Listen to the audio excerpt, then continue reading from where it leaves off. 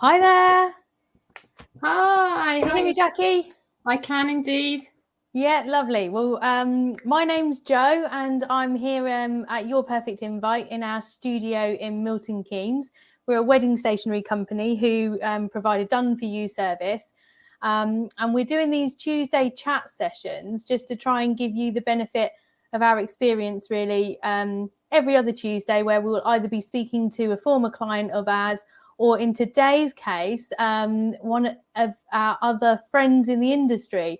So my guest today is Jackie Galo, and she is from Wedding Shows by Central Exhibitions, and she is the expert in running wedding shows in this region. Like, there is literally no one better than her at running wedding shows in this region. So if you are looking for a wedding show to attend, then Jackie's is definitely one of them, because she gets the biggest and the best suppliers there. And of course, I'm saying that because I'm one of the people who attend her shows. But hi, Jackie. Hi, thanks for having me. No, you're welcome. Do you want to start by telling us a little bit about you and your company? Yeah, so Central Exhibitions was originally ran by my father, Les Nunn, who many suppliers will remember. He retired a few years ago, so I took over from him and brought my husband on board as well, so that we both run the business now, and it's good. It's working really nicely, and we kind of try to run wedding shows as much as we can, because that's what we love, but we do other shows as well, and corporate events, so a whole mixed bag, but wedding shows is our passion. And you, as you just said, you're a husband and wife team, aren't you? So it's you and Troy running it, so you really do know and understand sort of what couples are looking for when planning their wedding. Yeah, well, we're massively open-minded about what people want. People come with all sorts of ideas, and it's just lovely hearing about them and getting different people's experiences. We've been suppliers to the wedding industry as well. We used to run a business doing video gaming events, which at weddings, which, you know, some people love, some people hated, but it was fun. So we've seen it from being a supplier and as an organizer of these wedding shows, and get to sort of hear all these lovely stories from couples as they attend. That's absolutely one of the best things about working in the wedding industry, isn't it? It's such a happy industry to work in. I have to say, it's one of my favourite things about working in the wedding industry. You just get to chat to people about the happiest occasion in their life, really, don't you? Oh, absolutely. Yeah, it's fun. It's great. And I try and get people to share more stories, but we're quite shy and reserved in England, I think. But I absolutely love it when people come and tell me how their partner has proposed to them, or have a look at their rings, or discuss what plans they've got. It's exciting. It's great. Yeah, I do. I love a good proposal story. I've heard lots of them over the years, and I do feel quite sorry for the chap involved in the proposal, or whoever's chosen to propose. It's always very nerve-wracking for them. I've heard quite a few good stories over the years. But obviously, when you after that proposal, the first thing people want to do is start planning the wedding, which is obviously it's really overwhelming, isn't it? Because there are just so many different choices out there now, and it's just like, oh my god, where do we start? Where do we start? So, sort of, what advice would you have to couples who are newly engaged and are looking to sort of start planning their wedding? Well, I would say, obviously, attending a wedding show is going to help them. I would say that, but I genuinely believe it as well. So initially, personally, people have got to have a look at their budget. They've got to decide, okay, what am I looking to spend? And then have another budget in mind of, this is my absolute maximum. I cannot go over this. Even if I want it, I can't go over it, because realistically, that budget that you set, your ideal amount, is going to move. It always does.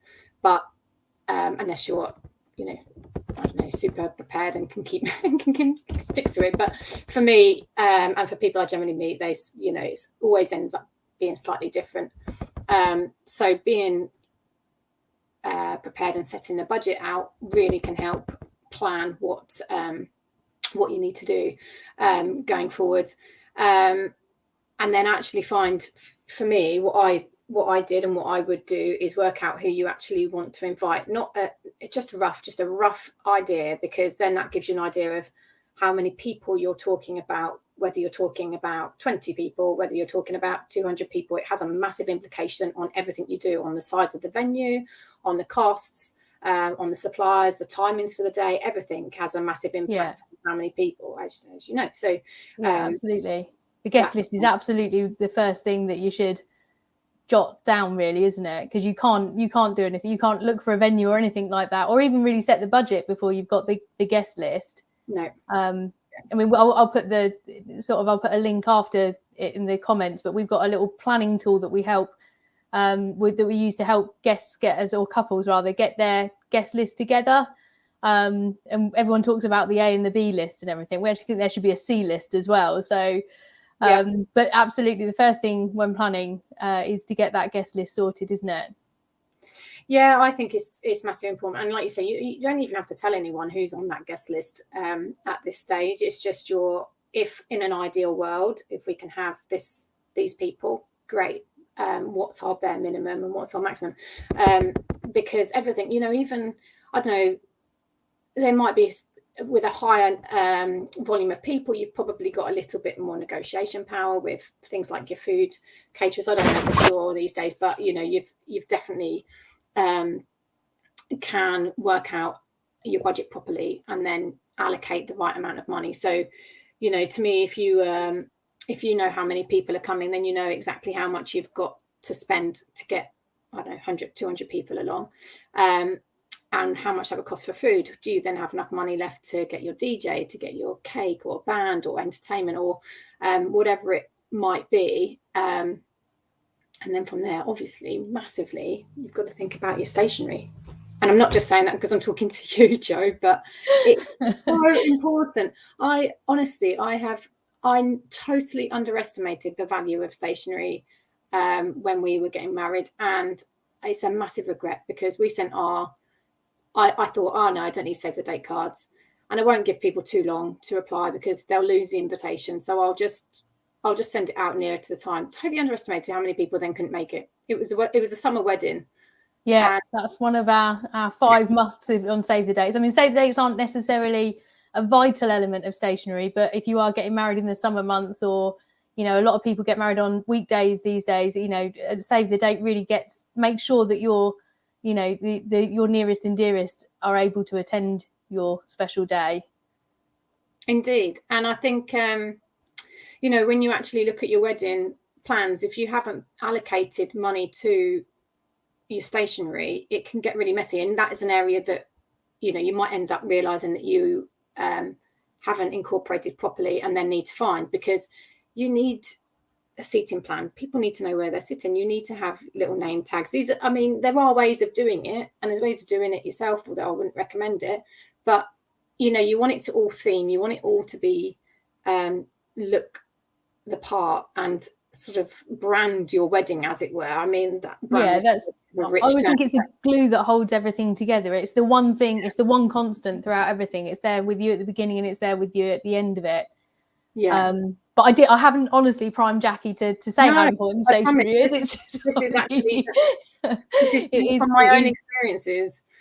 It is massively important. So yeah, getting sort of the budget together, your guest list together, then getting those save the date cards out to people, at the earliest opportunity to make sure that your nearest and dearest are there. And then with the budget, it's always good to sort of prioritize where you think your money wants to go, because everyone has different ideas of what's important to them on their wedding day. My aunt made our cake because, to me personally, the cake wasn't that big a deal, and she did an amazing job. So I knew quite early on that the cake wouldn't be something that I wanted to spend an awful lot of money on. So is that something you'd agree with? That the cake's not important, but in terms of people having a list of priorities. Oh, absolutely. Yeah, I think you absolutely do. And know that actually that list of priorities can change as well as you start planning, which isn't helpful because, once you've written your list of priorities, you want it to just be plain sailing. But it's the reason why you give yourself a reasonable amount of time to plan and prepare is because those priorities can change. But yeah, I mean, for me, for instance, my cake was a quite big part for me because I chose to have my cake as appetizers, nibbles, I don't know what you class it as, but when the photos were being taken, we did things a little bit weird, but we had our cake cut straight after the ceremony, and then as people were out drinking their drink, they had cake, because I always think that cake sometimes gets, after the initial cutting, if it's served at the end or with dinner, it doesn't always get eaten and you have loads left over. Whereas this way, it was being utilised to the maximum because people were pretty hungry after. Oh, that's a great idea. And I would imagine that saved you money on things like canapes as well, didn't it? Exactly. Yeah, absolutely, it did. And so I still felt we were still feeding them, some form of canapé or nibbles, whatever you want to call it. But yeah, so we did it with cake, so that was quite important for me. I've not heard of it being done that way round, so that's a new one and a nice little top tip for people who might be thinking of how to get the most out of their wedding cake.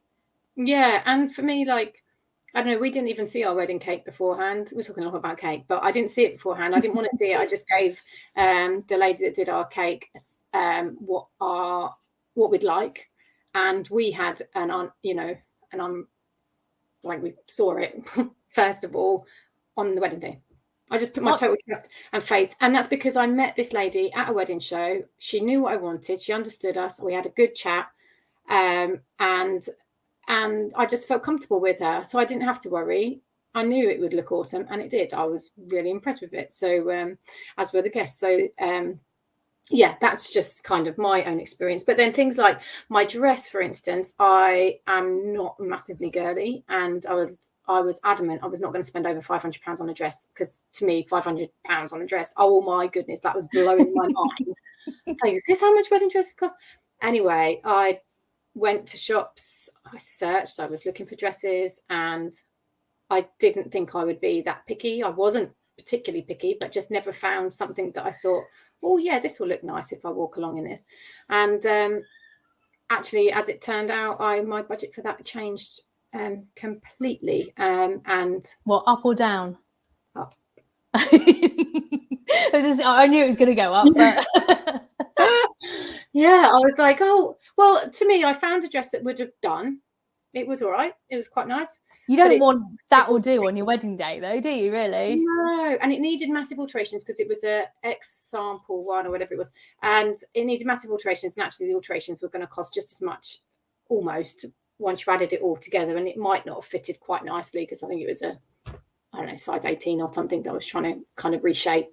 And it was just, yeah. In the end, I just came home to my husband one day and I said, I found a dress I really like, but it's so much money. It was like £1,000, and I just couldn't comprehend genuinely spending that sort of money on a dress. But I don't regret it, and I thought I would, and I don't, because I felt magical on that day. And I'm not going to lie, I was very girly, and I loved it. And I look back on my photos with joy and happiness, and not looking at my photos thinking, oh, if only I had just spent that extra money on a dress that I really liked.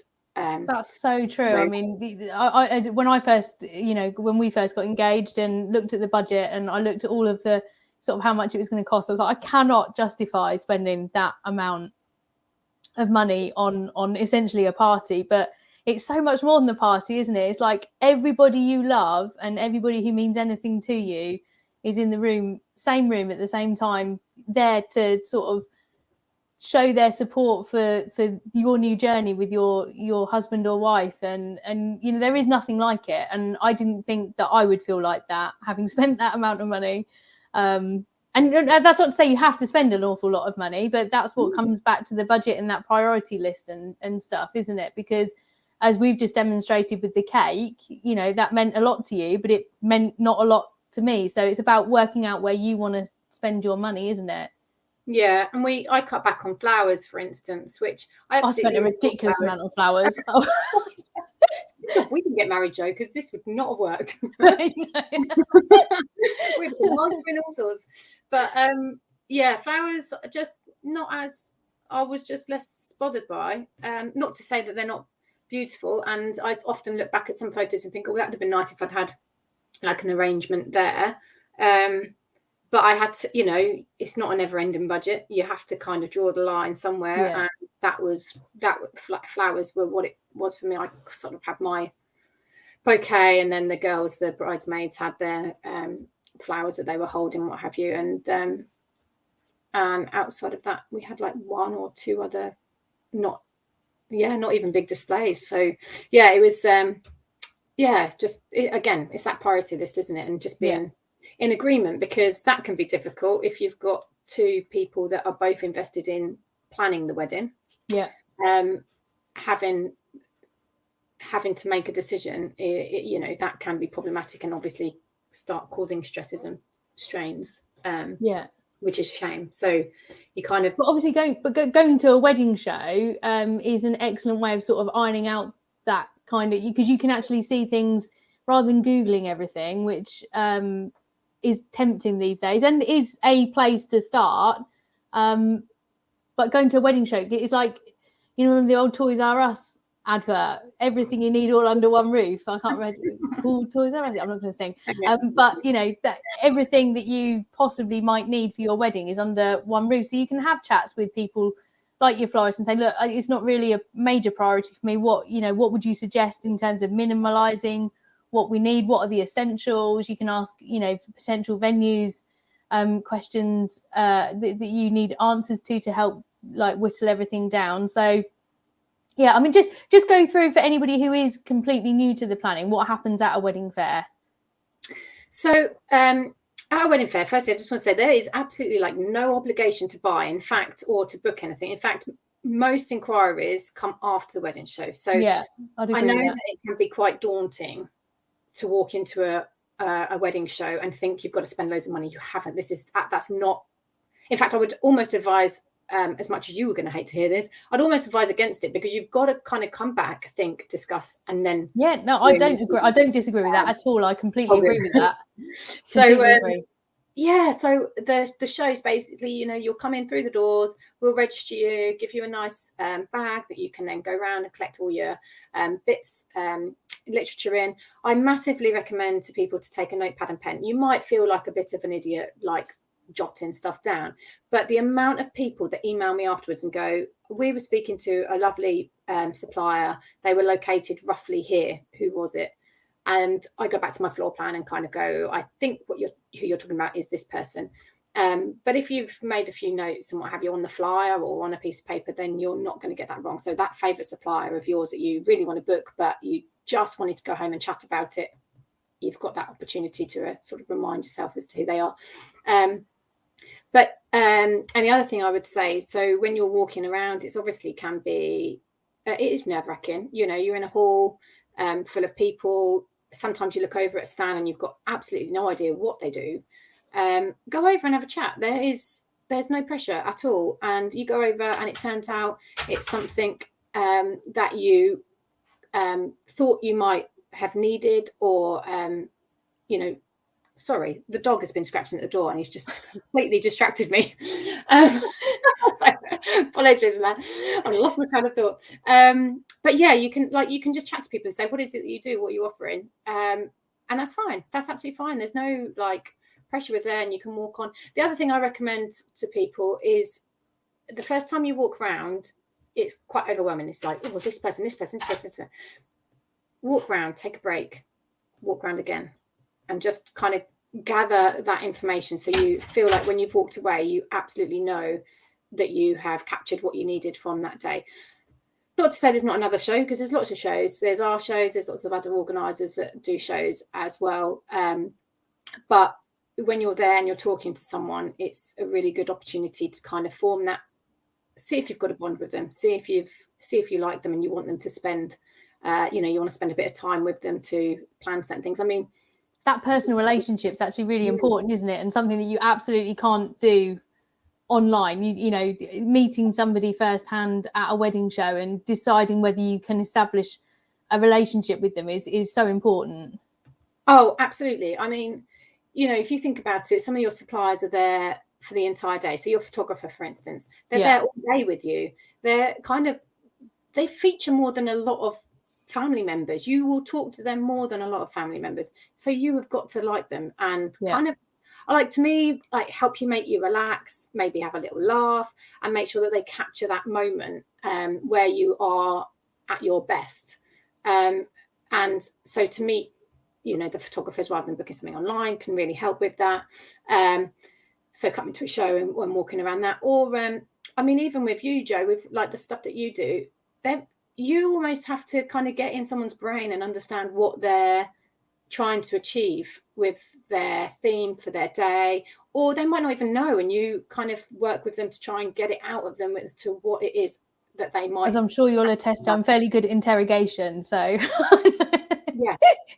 in a nice way. I'm a good interrogator, because you do really have to kind of extract what that vision is in that person's head, because you want to make it right for them. You want to make their special day as special as it can be, and you want to make the vision in their head, come to life. So yeah, and so having that, even with a supplier like us, and even your cake supplier, perhaps your cake supplier obviously drop the cake off on the wedding day, and we don't come to your wedding at all unless invited, which we have been. I have managed to get a few invites to a few weddings, but although we're not there on the day, that rapport leading up to your special day, having that relationship, especially when you could be getting quite stressed in the lead up to it. Not everyone does, but sometimes you just need that calming voice of reason saying, look, listen, this is, and somebody who's obviously knows what is the expert in that field, and say, don't worry about it. Yeah, and you hear horror stories, and they do exist, but again, a lot of it can be avoided by thoroughly planning. I'm not saying that issues won't happen, because they absolutely can, but if you have met your supplier, you've signed your contract, so you hear, I don't know, venue decor. I know we were talking earlier on, and there's that person, you need them to turn up. They need to be there on the day. And if you've never met them and you've only spoken to them on email because that's the cheapest way of doing it, and they can do a chair cover for X amount, and someone else that you've met at a show is double that price, I'd still pay the double the price. And I'm not just saying that because I run the shows and I want my suppliers to do well. That is a given, but it's because that you don't know that supplier you've met online, that you might have had one telephone chat with, will actually turn up, because you've never met them, you've never seen them. Have you signed a contract? Have you paid a deposit? I don't know. It's not to say that. And also that person who's at the wedding fair is taking the time to invest in their business and get themselves out there, and cares enough about their business to be on show in front of people. Exactly that. And that's one of the reasons why I love the shows, because the shows that we run, they're not the cheapest shows, because I like to exhibitors, not to people coming through the door. They're all free entry, aren't they? They're all free entry for couples coming to look. Yeah, but for exhibitors, it is an investment. And to me, if someone's willing to invest, they are there for the long haul. The suppliers that I work with, most of them have managed to survive the pandemic, which, given that a lot of people are doing this full time with the people I work with, it's a real testament to how touch wood. Yeah, as to their business and their business ethos. And I don't ever get couples emailing me and saying, I found this supplier at your wedding show, just to let you know they're awful. I never get that. And they, if you were trying to destroy someone, that's what you would do. Genuinely, I trust my suppliers. I would trust any of them, and would wholeheartedly recommend them to people. You kind of, like, through your experience in it, you've almost gone through that vetting process, haven't you? Like, so that these people are going to provide your customers with a good service. I mean, we actually have just done some stationery for a lady. She picked it up this morning, actually, who had just gone off 2 venue recommendations. She's getting married in the Cotswolds somewhere, and she'd gone off the list that the venue had given her, which I'm not saying is a bad thing to do. People do that, and that is a good place to start. But she'd just gone off this recommended list, and she'd got in contact with the venue dresser and with the florist, and she'd got in touch. She said, look, my wedding date is end of October, given them all the details, and they'd said, yeah, don't worry, we'll book you in. She said, well, can I have a contract? Can I have, I want to pay a deposit. And they kind of kept putting her off and said, look, just what was the word she used? She said, stop. They said something like, stop pestering us. We know what we're doing.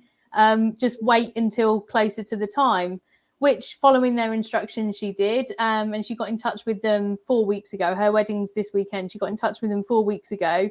And both of them said, oh, wow, sorry, we've double booked your wedding. We've double booked it. So neither the florist or her venue dresser could do it. And actually, she got in touch with us, having met us at your September show in Milton Keynes. And we helped her out, and we've turned around all of her stationery in like a really short amount of space. But she'd met us at the show, and I remember talking to her, and she'd said, oh, I've just stopped to have a look because all your stuff's so beautiful, but I've already got my stuff sorted. I've got a venue dresser. But I just, I wish I'd have known about you beforehand. But actually, she turned out to need us in the end. So that's what, her experience from a wedding show. Yeah, and it's good that you were there and it was the timings worked out, or she'd have been sat online trying to find someone to, now fill this void in her wedding. Florist and venue decor, I mean, that's huge. That's, it's a major impact on your wedding day. And with 4 weeks, I mean, that is stress central. Like, I would not want to be in that position. So, but she'd never met either of those suppliers and had just kind of worked off the list that the venue had given her and didn't necessarily sort of trust her gut on that. But yeah, so when is your next wedding show then? If people wanted to come along, when is your next show? We've actually got one on Thursday, which Jo knows because you're going to be at it. I am going to be there, yeah. And yes, it's a Thursday, 28th of October at the Ridgeway Conferencing Centre, which is a new venue for us, but it's a superb venue for a wedding show because it's nice and big, gives you a chance to walk around, and we'll hopefully allow for we are allowing for social distancing as well, just to be on the safe side. And yeah, you have a chance to look around and meet some suppliers. And then we've got another show on the 21st of November, which is at the Doubletree by Hilton Hotel, down at the MK Dons, which that show's now in its 14th year this year, I believe. Oh, it's a brilliant show. It's massive. It's not as big as the central Milton Keynes one, but it's such a we get loads of couples from that who say how many suppliers they found from there and how useful it was to them. Yeah, I mean, we try and get a whole mixture of suppliers. So we try and tick off everything that people would need.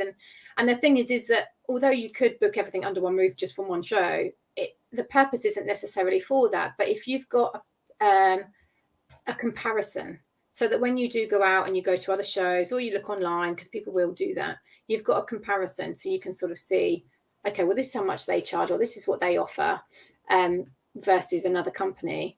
But if you get a good vibe of someone at a show, I think that's massively important. Absolutely. Because everything at the end of the day, it's all about relationships, isn't it? Yeah. Weddings as a whole, I mean, your relationship with the person you're marrying, but also the relationships with all the people that, and we've made loads of friends with clients through the whole journey because it is just such a lovely thing to be involved with, and you feel really truly honoured to be part of that. Well, I'll be honest. So my dad had been running them for 30 plus years, and I have basically gone to pretty much every show since he started them. So a lot of them know me as this little kid down here that's grown up. But that just shows you, the suppliers I've got, not all of them, but most of my suppliers have been coming for over 10 years. It's not unusual for them to come. And actually, I would be surprised and worried if they didn't come, because it's kind of part of our lives now. We kind of all are all in it together. And I remember some suppliers, I'd make them a cup of tea and I'd put salt in it instead of sugar and just be a complete, toe rag back then. And we'd have fun. And it's really nice. You get a real sense of family and community. So couples that come along to plan their wedding, they are part of that. They're part of the whole journey. And suppliers can get a little bit nervous when speaking to couples, as in they don't want to pounce on you. It's hard to kind of find that fine line between making sure that they've spoken to you, but equally don't want to be like massively forceful. And it's really difficult. So, you know, if you're walking around and you see something, go and talk to people, because, you know, you might miss them, and they actually might be that key to something that you're looking for, or something to get you thinking anyway. Cool. Well, thank you very much for that. If people do want to stay in touch with you and find out about future shows, obviously you've mentioned a couple, but you run them really regularly. How can they stay in touch with you? So we have a mailing list, which I don't give to anyone, not even suppliers, which I know suppliers would be sad about, but I don't. I keep it to ourselves, and we just let couples know about future shows. So if you want to be on that, then you can just email me at events@centralexhibitions.co.uk, or check out our Facebook page, Wedding Shows by Central Exhibitions, because we post them all on there, and any updates and who's coming will be listed on there as well. So we've got a floor plan for the Thursday show on there, so you can have a look for yourself and see what's there, what to expect. But get in touch. So Facebook, was it Wedding Shows by Central Exhibitions, and you're on Instagram as well, aren't you? Yes, we are. And then, drop onto your mailing list, events@centralexhibitions.co.uk. That's it. Perfect. Excellent. Thanks ever so much for joining me, Jackie, and I will see you on Thursday. Great. Thanks, NJ. See you. Cheers. Thank you. Bye-bye.